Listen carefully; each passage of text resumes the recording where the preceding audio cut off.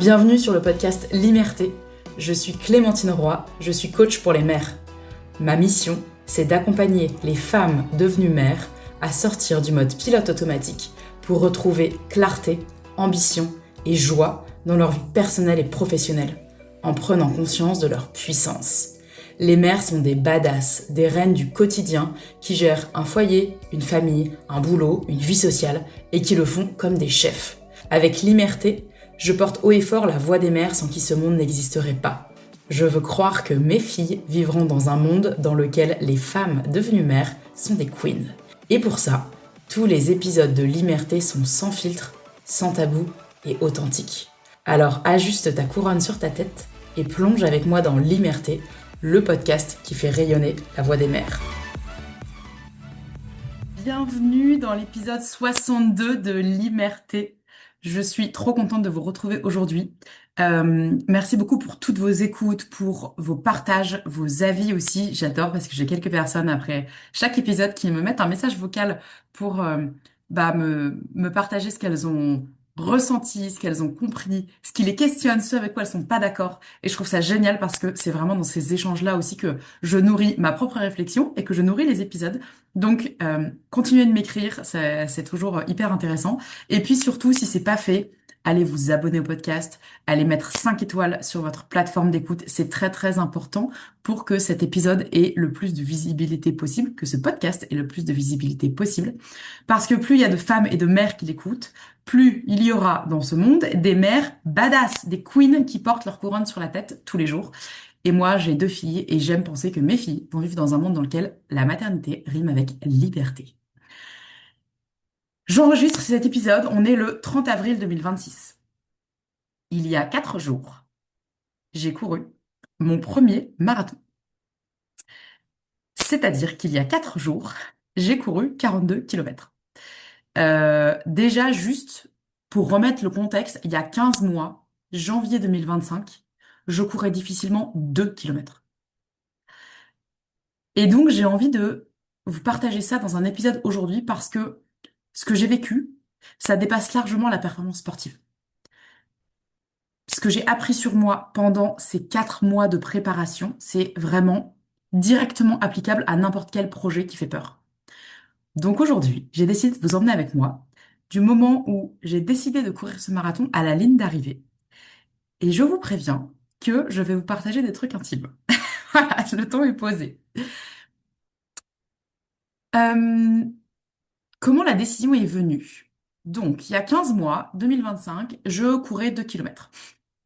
Et c'était déjà pas mal. Et puis, dans un espace de coaching dans lequel j'étais, la coach nous a proposé de nous lancer un... Non, c'était la semaine de l'audace. Voilà, on était dans la semaine de l'audace avec cette coach. Et donc, on devait poser des actions audacieuses. Et derrière ça, on met ce qu'on veut. Et moi, parmi ce que j'ai fait cette semaine-là, j'ai décidé de m'inscrire à un trail de 10 km pour le mois de mars. Donc, c'était mars 2025. Ce qui m'a donné du coup la motivation, l'envie de d'intensifier un peu mes entraînements et de me dépasser un peu pour atteindre ces 10 km. Donc en mars 2025, j'ai couru 10 km. Et puis après cette course, je me suis dit, OK, c'est bon, je crois que je suis prête à faire un peu plus. Donc je me suis inscrite à un 14 km en juillet 2025. Et puis après ce 14 km, je me suis dit, OK, là j'ai envie de passer un step. Je sais que j'en suis capable. Je vais y aller. Ça va me demander de l'engagement, mais je vais le faire. Et donc, je me suis inscrite pour octobre 2025 à un 28 km. Avec du dénivelé, c'est toujours en trail. J'ai fait ce 28 km. Et je me souviens très bien, après ce 28 km, j'ai dit plus jamais. J'ai dit c'est mort, c'est tout. Plus jamais cette distance. C'était d'entraînement, beaucoup d'engagement, j'ai mal aux jambes et tout, plus jamais. Et puis, le 1er janvier 2026, on est à table avec des copains chez nous, le midi. Et puis, mon conjoint annonce que il va s'inscrire à un marathon. Non, pardon, il y avait un truc avant. Il a couru un marathon en novembre 2026. Et donc moi, je ne courais pas le marathon, mais je suis allée le voir sur le parcours et puis à la ligne d'arrivée. Et l'ambiance était juste dingue. Et vraiment, je me suis dit, OK, moi aussi, j'ai envie de vivre ça, en fait. Alors que lui était dans le mal, hein. Enfin, je veux dire, après avoir couru un marathon, on est quand même rarement bien. C'est pas comment lui, il était, c'est l'ambiance que je ressentais. Et je me suis dit, OK, moi aussi, je veux faire ça. Et ben, l'année prochaine, novembre 2026, je courrai un marathon. Donc j'avais ça en tête, comme ça je me suis dit, ça me laisse le temps de faire des courses, m'entraîner tranquille et tout. Et puis 1er janvier, donc à table avec des copains, mon conjoint annonce que il veut refaire un marathon et qu'il va faire celui qui est fin avril, pas très loin de chez nous. Et là, je me dis, attends, mais trop bien, moi aussi j'ai envie de faire ça en fait. Et on va le faire ensemble. Et donc, j'acte le 1er janvier, je me dis, ok, c'est bon, je vais courir ce marathon en avril 2026. Donc ça me laissait 4 mois pour m'entraîner. Bon, entre-temps, pour d'autres raisons, mon conjoint a décidé de ne pas le courir, ce qui, après coup, est une très bonne décision parce que on aurait du mal à s'entraîner ensemble en ayant des enfants ensemble. Mais voilà comment j'ai décidé, c'est vraiment le... Mon conjoint a lancé l'idée, moi je me suis dit, ouais, attends, ça me chauffe. Et avant même de laisser la place à, c'est dans 4 mois, tu seras pas prête, comment tu vas t'entraîner, il faut que tu changes de chaussures, ça va prendre du temps, etc. J'ai dit, j'ai envie de le faire, j'y vais. Et c'est vraiment un truc qui est très fort chez moi, c'est que je ne sais pas faire les choses à moitié. Je suis obsessionnelle. Et c'est une force. Je l'ai souvent vu comme un défaut. Aujourd'hui, je sais que c'est une force. Ça veut dire quoi, le fait d'être obsessionnel pour moi? Bah là, concrètement, sur le marathon, ça veut dire 1er janvier, j'ai acté que j'allais le faire. Le 2 janvier, j'avais défini mon plan d'entraînement et j'avais commencé à m'entraîner. J'ai donc changé mon quotidien, j'ai aménagé mon quotidien pour pouvoir aller courir 3 fois par semaine. Et quand on s'entraîne pour un marathon, il y a des sorties courtes, mais il y a aussi des sorties longues. Il est arrivé qu'il y ait des jours où je parte 2, 3 heures pour aller courir, donc ça empiète quand même sur son temps, sur son entreprise, parce que je suis à mon compte, sur ma vie de famille, sur ma vie avec mes amis, etc. Je suis aussi obsessionnelle parce que bah donc il y a eu ce plan d'entraînement, mais j'ai aussi décidé d'arrêter de boire de l'alcool pendant 3 mois complets. Pas presque, hein. Zéro alcool. Ça veut dire quand tu sors avec des copains, tu pourrais très bien dire, allez, juste un verre. Non, tu prends une badoie. Quand t'es à table avec un bon repas, etc. Moi, j'adore bien manger, j'adore bien boire. Et donc, il y a des fois où ça m'a challengée. Ça m'a challengée parce que, bah voilà, t'es avec tout le monde fait un peu la fête et tout, et toi, t'es là avec ton verre d'eau. Et en fait, ça m'a vraiment demandé d'être obsédée par cette ligne d'arrivée. Et j'ai trouvé ça super fort de voir à quel point on en est capable, en fait. Quand on sait pourquoi on se met un objectif, quand on sait pourquoi on le fait, quand on sait qu'en fait, ça parle de nous si on tient ou pas un objectif, eh ben on est capable. Et je trouve que d'avoir arrêté l'alcool pendant 3 mois, alors en fait, en le disant, je me dis, putain, mais heureusement que je suis capable d'arrêter l'alcool pendant 3 mois. Mais en fait, bah, ça a quand même été un challenge pour moi. Euh, et je suis hyper fière aujourd'hui de l'avoir fait. Je suis super contente d'avoir bu une coupe de champagne dimanche soir après, après avoir couru. Mais en tout cas, voilà, ça n'a pas été un peu de temps en temps, ça a été zéro. J'ai fait un peu plus attention à mon sommeil, j'ai refusé certaines sorties pour pouvoir dormir un peu plus. Euh, et en fait, c'est très drôle parce qu'il y a quelques semaines, euh, une personne de mon entourage m'a dit, mais en fait, tu sais vraiment pas faire les choses à moitié. En fait, je parlais de comment je m'entraînais, etc. Et elle m'a dit, mais c'est obligatoire de faire ça pour un marathon, pour courir un marathon. Et je lui dis, bah non, non, il y a plein de gens qui vont courir ce marathon en s'entraînant plus ou moins, en continuant de boire de l'alcool, continuant de fumer. L'exemple même de mon frère, hein, qui a couru avec moi. Mon frère a continué de boire et de fumer des clopes jusqu'à la veille. Et il a couru et plus vite que moi en plus. Donc non, c'est pas une obligation. Mais moi, je ne sais pas faire les choses à moitié. Et en fait, je trouve que c'est vraiment une force parce que quand je décide quelque chose, j'y vais entièrement. J'y vais all-in, comme on dit. Donc j'y suis allée all-in, par exemple, là, dans cette préparation du marathon. Mais en fait, j'y vais aussi all-in tout le temps dans ma vie. J'y vais all-in dans mon entreprise. La semaine qui a précédé le marathon, il y avait 3 soirées de networking, dont une soirée qui est en fait une journée complète à Grenoble. Je me suis pas posé la question. Enfin, si, je me suis posé la question de me dire, est-ce que c'est pas un peu trop sachant que je cours un marathon après, est-ce que je vais avoir besoin de dormir un peu plus? En soi, oui. Mais en fait, mon entreprise est aussi importante que le reste. Et donc, j'ai décidé d'y aller all-in. Bah, moi, all-in, je sais que ces espaces-là, ils sont pour moi. Je sais que j'ai envie d'y aller. Je sais que je vais rencontrer des personnes intéressantes. Je sais que je vais apprendre des choses. Donc, j'y vais, en fait. Et comment j'aménage ça? Bah, ok, bah, peut-être qu'il y a un jour de la semaine où je vais plutôt faire la sieste, en fait. C'est pas grave. J'y vais all-in, par exemple, dans ma maternité. J'ai lu une tonne de bouquins sur la grossesse, sur l'accouchement, sur l'après. Plutôt que de juste prendre une consultation à l'époque avec une consultante en sommeil, j'ai acheté une formation pour être moi-même consultante de sommeil. Au départ, pas pour être consultante de sommeil, au départ pour accompagner correctement mes filles. Et puis finalement, je m'en suis servie. Plutôt que de juste demander conseil au pédiatre sur l'alimentation, j'ai pris une formation sur mener la DME. Pourquoi? Comment? Quel est l'intérêt? Quels sont les warnings? En fait, je ne sais pas faire les choses à moitié. Et d'ailleurs, c'est assez drôle parce que ça se voit dans mes livres, dans ma pile de livres à lire. On peut voir en gros les sujets dans lesquels je baigne actuellement. Là, actuellement, ma pile de livres à lire, c'est que des bouquins de coaching, de d'amener son entreprise plus loin, de penser plus grand, de changer de paradigme et d'oser en fait. Et je trouve ça super intéressant parce que jusqu'à maintenant, je voyais vraiment ça comme, putain, mais ça va, pourquoi je suis obsédée comme ça? Mais en fait, c'est parce que je suis obsédée que je suis excellente, parce que je ne laisse rien au hasard. Je laisse la porte ouverte à ce que l'univers m'apporte, mais quand il y a un sujet qui m'intéresse, j'y vais à fond pour comprendre. Parce que je sais que si je comprends très bien, je vais l'intégrer beaucoup plus facilement. Et d'ailleurs, ça se retrouve dans mes accompagnements.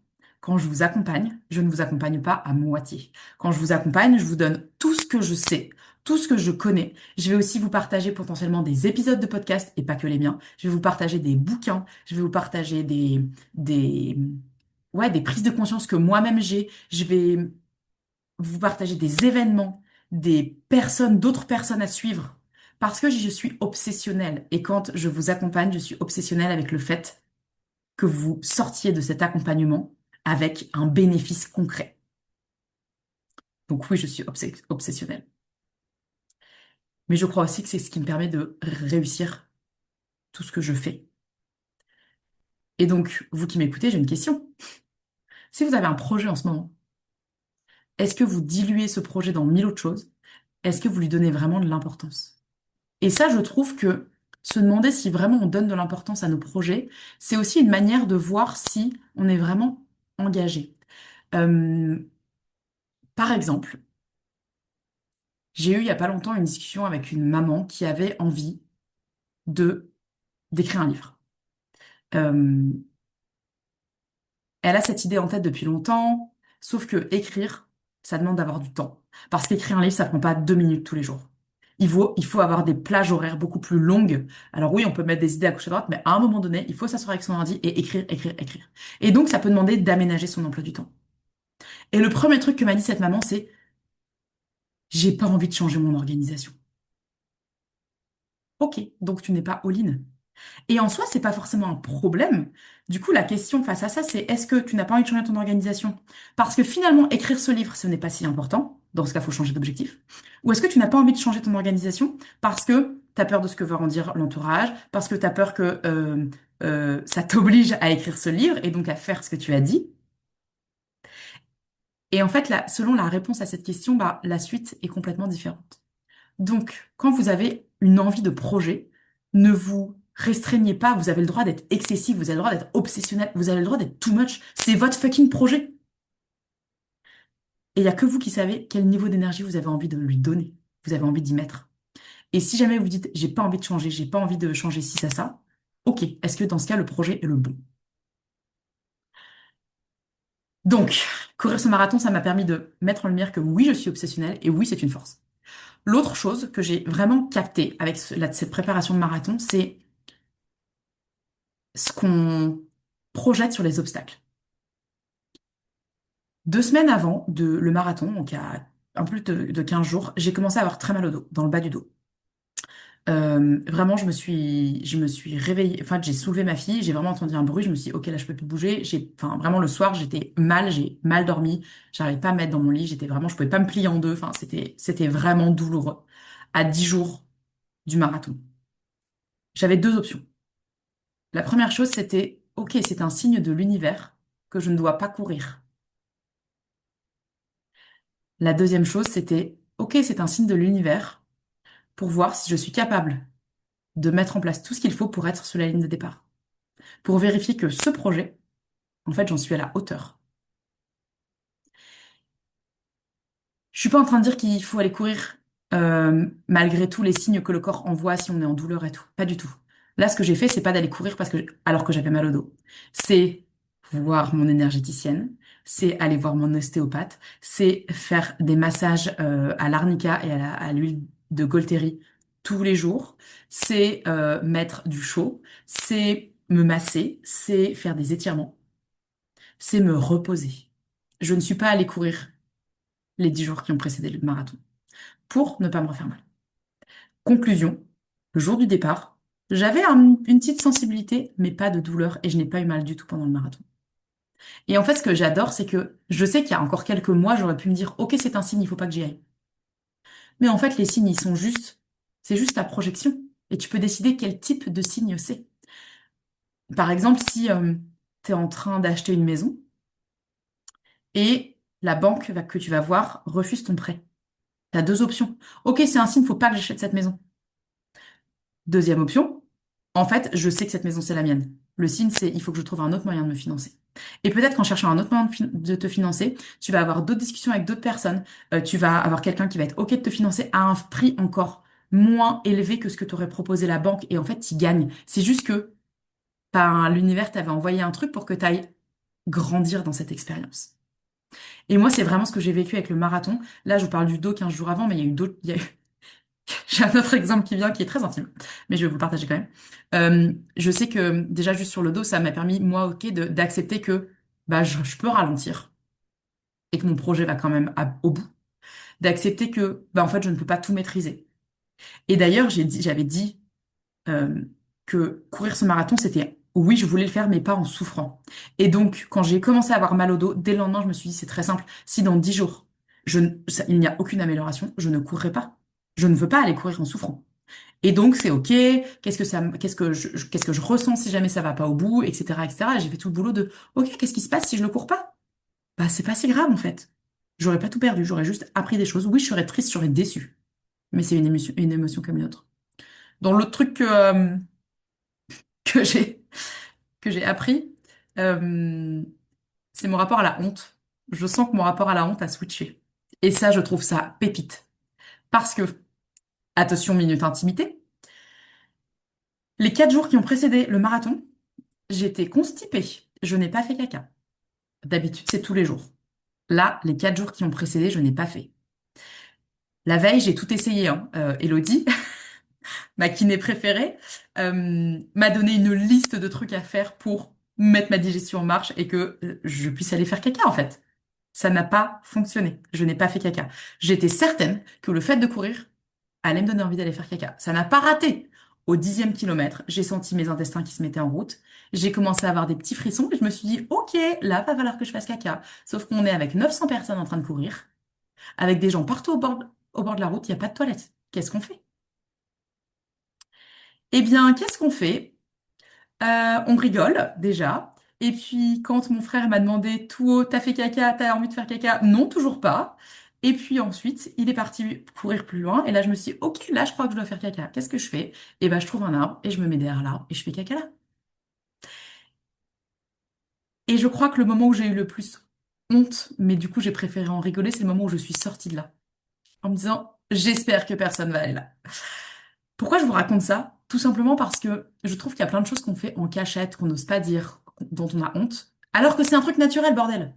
Qui dans ce monde ne fait pas caca? Et évidemment que d'aller courir, bah ouais, ça remue en fait. Et effectivement, j'ai ensuite pris un Imodium puisque j'avais anticipé. Bref, c'est juste pour dire que on n'est pas, enfin, en fait, on peut interpréter comme on veut. Quand mes intestins se sont mis en route, quand j'ai commencé à avoir des frissons de OK, c'est là, c'est dans les 2 minutes qu'il faut que j'aille faire caca, j'aurais très bien pu dire en fait, je peux pas continuer. Je peux pas continuer parce que c'est trop la honte, il va devoir faire caca. Imagine que je dois faire encore caca 3 fois, gna gna gna. Non, non, en fait, deux solutions. Soit t'arrêtes, soit tu vas trouver un arbre et tu vas faire caca derrière l'arbre, et puis c'est tout, et puis on repart. Et c'est vraiment comment toi, tu décides ou pas que c'est un signe de l'univers, mais en fait, c'est un signe de l'univers pour quelle direction? Pour que tu arrêtes, pour que tu y ailles quand même. L'autre prise de conscience que j'ai eue, c'est que mon mental est vraiment mon meilleur allié. Et je l'ai déjà partagé pas mal de fois, mais je suis vraiment très adepte du un pas à la fois.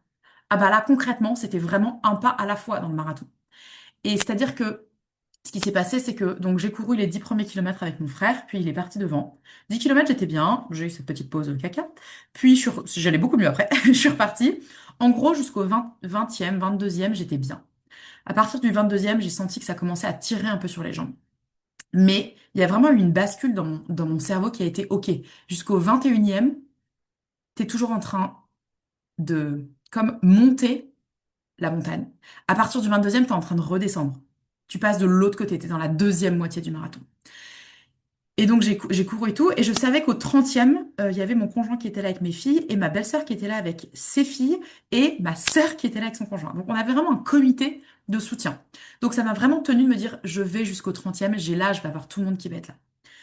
Du 22 au 30e, ça a commencé à être rude, vraiment. Je commençais à avoir un peu l'estomac un peu noué parce que bah, je mangeais que des trucs sucrés, donc j'en avais un peu marre. Puis je commençais à avoir mal aux jambes et tout. Je vois tout le monde au 30e, je décide de pas m'arrêter trop longtemps pour pas me couper, je repars. Et au 32e, j'en pouvais plus. Et je me mets à marcher. Et à ce moment-là, je reçois un message de mon frère qui me dit, j'ai très mal au genou, je suis devant toi, mais je suis en train de marcher. Tu vas me rattraper. Et là, je me suis dit, ok, en fait, ça, c'est mon message pour dire, ne marche pas. Cours, continue, vas-y, cours. Et donc, je me suis remise à courir.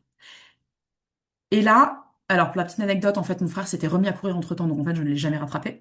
Mais ça m'a tenu pendant 10 kilomètres, du coup, jusqu'à la ligne d'arrivée. Du 32 au 42, j'étais là, allez, je vais le rattraper, on continue, on marche pas, on continue, il faut que je le rattrape et tout. Bon, bref. Mais surtout, en fait, je me souviens très bien, j'ai recroisé ma belle-sœur et ma sœur et mes nièces au 34e, je crois, par là, 35e. Déjà, ça m'a fait trop du bien, ça m'a redonné un coup de boost. Et du 35 au 42, je me suis vraiment dit, là, c'est 1 kilomètre à la fois. 1 kilomètre à la fois. Et donc, je me fixais des objectifs. Ok, là, t'es au 35, tu vas jusqu'au panneau 36. Au panneau 36, tu peux marcher. Et donc, je courais, et quand j'arrivais au 36, je faisais 3 pas, je me suis dit, ok, on va jusqu'au panneau 37. Et c'était 1 kilomètre à la fois. Qu'est-ce que ça veut dire concrètement? Ça veut dire que, évidemment, que quand tu as un énorme projet, si tu ne regardes que l'arrivée, c'est vertigineux.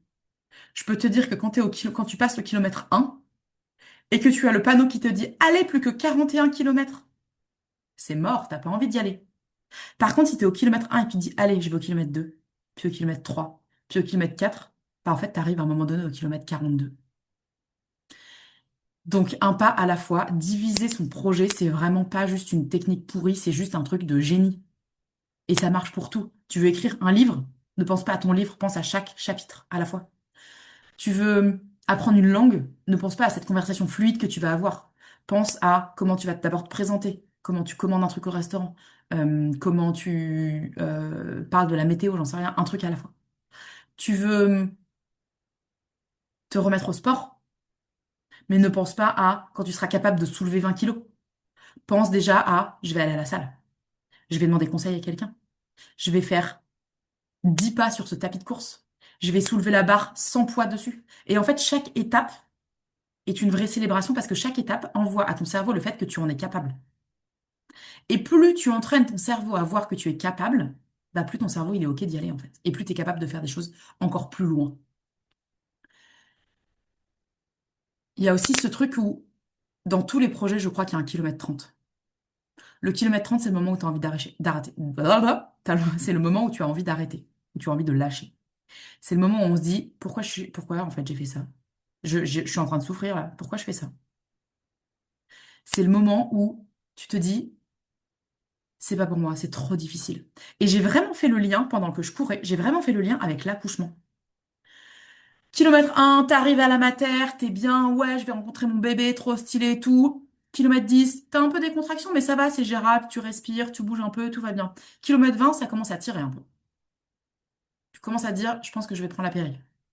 Ok, à la limite, on pose la péri, ça te soulage un peu, ça fait du bien, c'est un peu comme les gens au bord de la route qui t'encouragent et ça te fait un petit boost d'ocytocine.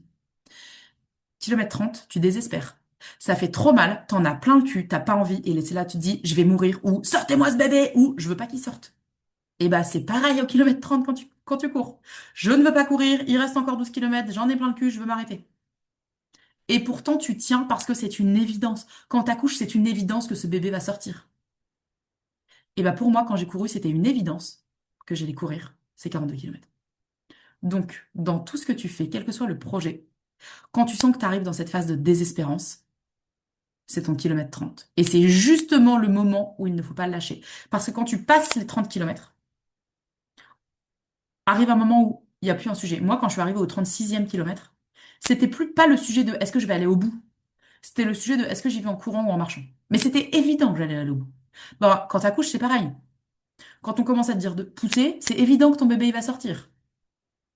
Quand, quel exemple je pourrais prendre? Quand tu es en train d'apprendre un sport, à un moment donné, c'est évident que tu vas réussir à soulever cette barre ou à faire ces 10 000 pas. Ce kilomètre 30, il arrive pour tout le monde. Donc la question, c'est est-ce que tu es prête à passer ce kilomètre 30 et qu'est-ce que tu te dis à ce moment-là? Et puis la dernière prise de conscience que j'ai eue, qui est vraiment, j'en avais déjà confiance, mais c'est vraiment venu l'ancrer dans mon corps. Je l'ai vraiment ressenti et c'est vraiment venu mettre, ouais, une empreinte corporelle. C'est que tout ce que je fais aujourd'hui me dépasse. Aujourd'hui, tout ce que je fais, je sais que c'est un chemin pour mes filles. Pas dans le sens elles vont prendre le même chemin, mais dans le sens je leur donne la permission de prendre leur propre chemin. Pendant les 4 mois d'entraînement, à chaque fois, mes filles me voyaient aller courir. Et donc elles me posaient la question, tu vas où? Tu vas courir? Gna gna gna, etc. Jusqu'à ce que, tous les matins, ma plus petite, de 2 ans et demi, me dise, et va courir, maman? Alors que non, en fait, je suis en talons, en jupe, je vais pas aller courir. Mais à chaque fois, maman, tu vas courir, tu vas courir, tu vas courir. Et en fait, c'est vraiment pour elle devenu une évidence que j'allais courir, que j'allais faire du sport, que j'allais prendre soin de moi, que j'allais prendre soin de mes projets. Elles sont venues m'encourager sur la ligne, sur le trajet. Elles avaient ces pancartes, allez, maman. Et vraiment, rien que de le dire, j'en ai les larmes aux yeux. C'était incroyable de les voir au bord de la route avec ces pancartes allez, maman. On passe notre temps en tant que parents à encourager nos enfants. À quel moment nos enfants nous encouragent? Et là, moi, ce que j'ai vu, c'est vraiment mes filles, elles m'encourageaient pour courir, mais je l'ai vraiment vécu comme, en fait, elles m'encourageaient à continuer à être entière, à être vivante, à faire des choses qui me nourrissent moi, parce que je suis convaincue que inconsciemment, elles ont très bien intégré que sur ces 4 derniers mois, mais même sur ces 2 dernières années, plus je suis vivante pour moi, plus je suis entière, plus je suis alignée, si on peut dire, plus je suis en phase avec ce que je fais, avec mon quotidien, avec ce que je crée, plus notre relation est belle, plus elle est saine, plus je suis bien avec elle, en fait. Et donc, je trouve aujourd'hui que redonner, en fait, remettre nos enfants dans l'équation de nos projets est une manière d'y aller quand on a peur. Euh, je trouve que quand on s'engage auprès de ses enfants, il y a comme quelque chose où on ne veut pas les décevoir. Alors, l'idée, c'est pas de faire des choses juste pour pas décevoir les autres, mais je trouve que c'est vraiment, en fait, de leur montrer que tout est possible. Et moi, c'est vraiment ça que j'ai vu ce week-end-là, dimanche, quand je suis allée courir. Et quand je les ai vus au bord du chemin et quand je les ai vus sur la ligne d'arrivée, c'était vraiment leur montrer que tout est possible. Tu peux être maman de 2 enfants de moins de 5 ans, être entrepreneur à ton compte, euh, ne bosser que 4 jours par semaine et courir un marathon, le tout sans t'épuiser, sans abandonner tes enfants, en ayant une relation hyper belle avec ton conjoint, en ayant des potes, des amis qui t'encouragent, qui te soutiennent, en ayant une famille qui te soutient et qui t'aime, en ayant des clientes incroyables, en étant bien. Tu peux tout avoir. Tout est possible en fait. Donc, ce que j'ai envie que vous reteniez vraiment de cet épisode, c'est que vous n'avez pas besoin d'être 100% prête pour vous lancer, parce que vous ne le serez jamais. Vous n'avez pas besoin également que tout le monde vous comprenne. Quand j'ai dit que j'allais courir un marathon, alors j'ai pas trop eu de gens qui m'ont dit t'es folle, faut pas faire ça, tu vas te faire mal, rien. Mais j'ai eu des personnes qui m'ont dit c'est très difficile, est-ce que t'es bien entraîné? Et je sais que ça part d'un bon sentiment. Mais quand vous avez un projet qui dépasse la moyenne de ce que font les gens, mais tracez votre route en fait. Et ça vaut pour tout. Je le vois beaucoup dans l'entrepreneuriat. Combien de fois on m'a donné des conseils sur comment mener mon business alors que la personne en face n'est pas entrepreneur? La personne en face est dans un job salarié de 9 heures à 18 heures avec un salaire qui tombe tous les mois et est en train de me dire comment je devrais faire pour gagner plus d'argent. Si vous voulez faire des choses extraordinaires, des choses qui dépassent la moyenne de ce que font les gens, vous devez être extraordinaire et agir d'une manière complètement différente de ce que font la moyenne des gens. Et quand je dis des choses extraordinaires, ça veut pas dire des choses waouh. Ça veut pas dire aller traverser l'Atlantique à la nage. Des choses extraordinaires, c'est des choses qui ne sont pas la norme dans la société. Et rien que être libre, si je peux dire. Une mère qui ne se sacrifie pas, une mère qui sait qui elle est, pourquoi elle agit, ce qu'elle fait. Une mère qui se donne de l'importance, une mère qui s'aime pour qui elle est et pas pour ce qu'elle fait. Rien que ça, c'est être en dehors de la norme. Et pour faire ça, ça veut dire tracer sa route. Accepter que tout le monde ne comprendra pas. Et ça, je l'ai eu vraiment il n'y a pas très longtemps. Il y a une maman une femme sur Instagram qui m'a envoyé un message, que je ne la connais pas, pour me dire, mais en fait, comment tu deals, comment tu justifies, c'était ça son mot, comment tu justifies le fait que bah, tu as fait des enfants et qu'en fait, bah, pour faire tout ce que tu fais, il est évident qu'elles doivent beaucoup être gardées par d'autres personnes et donc en fait, elles ne sont pas éduquées par toi et que tu ne les vois pas beaucoup. Au-delà du fait que c'était plein de suppositions et de projections, parce que ce n'est pas du tout le cas dans la vraie vie, ce qu'elle te raconte là, en fait, elle comprenait juste pas que j'ai envie d'exister en dehors de mon rôle de mère. Et c'est OK. Je lui ai répondu et basta. Et en fait, elle m'a d'ailleurs juste répondu, OK, je comprends pas, mais d'accord. Vous n'avez pas besoin que tout le monde comprenne pour agir. Vous avez juste besoin d'agir et de faire ce que vous voulez. Vous avez besoin de décider et ensuite d'agir un pas à la fois. Et je vais vous repartager un des mantras que j'aime beaucoup qui est je décide, j'agis, je deviens. Et j'aimerais bien même, je crois qu'il va se changer parce que le je deviens, il est même au début et à la fin. Je crois que maintenant c'est vraiment je suis, je décide, j'agis et je deviens. Mais ça fera l'objet d'un autre épisode parce qu'il y a beaucoup de choses à dire là-dessus. J'espère que cet épisode vous a plu. Cet épisode, j'ai vraiment envie qu'il vous donne envie. J'ai vraiment envie qu'il vous donne envie. L'envie d'avoir envie. Voilà, bref. Cet épisode, j'ai l'intention qu'il vous donne envie d'oser lancer ce projet que vous attendez et qui attend là dans votre tête depuis des semaines, des mois, des années. Allez-y, lancez ce projet. Allez-y, allez-y, allez-y. Au pire, vous aurez sûrement appris des trucs grands. Je suis très contente de vous avoir partagé ça. Venez me dire en commentaire ou sur Instagram ce que vous en avez pensé, ce que ça a déclenché chez vous, ce avec quoi vous n'êtes pas d'accord ou d'accord. Et puis, si vous voulez vivre ça concrètement, je vous encourage vraiment à venir au prochain Mamas Break, qui est du 5 au 7 juin 2026, et le suivant sera en octobre. Mais octobre, il y a déjà des places qui sont prises. Juin, il reste quelques places également. Venez vivre pendant un week-end ce que c'est qu'être une femme sans la casquette de maman. Et vous allez voir qu'en rentrant chez vous, vous allez remettre votre casquette de maman, mais très différemment. Pendant tout un week-end, pendant le Mamas Break, vous allez vous donner la permission d'exister pour qui vous êtes, pas pour ce que vous faites. Je vais pas vous faire courir pendant le Mamas Break. On va faire plein d'autres choses. Et ça va vraiment, en fait, recocher tout ce que je vous viens de vous partager. On va se reconnecter au corps, on va se reconnecter à l'énergie que vous mettez dans ce que vous voulez, on va se reconnecter à tout ce que vous vous racontez, on va se reconnecter à qui vous êtes en tant que personne. Donc j'aurai un immense plaisir à vous accueillir pendant ce week-end. Venez m'écrire pour avoir toutes les infos. Et je vous dis à très vite. Bye bye. Cet épisode est déjà fini. S'il t'a plu, n'hésite pas à mettre 5 étoiles au podcast et à t'abonner, quelle que soit la plateforme d'écoute sur laquelle tu es, puisque plus il y a d'avis, d'étoiles et de personnes abonnées, plus le podcast est visible. Et plus il est visible, plus les parents entendent des histoires qui leur ressemblent, et plus les parents entendent ces histoires, moins il y aura de tabous sur la parentalité et en particulier sur la maternité.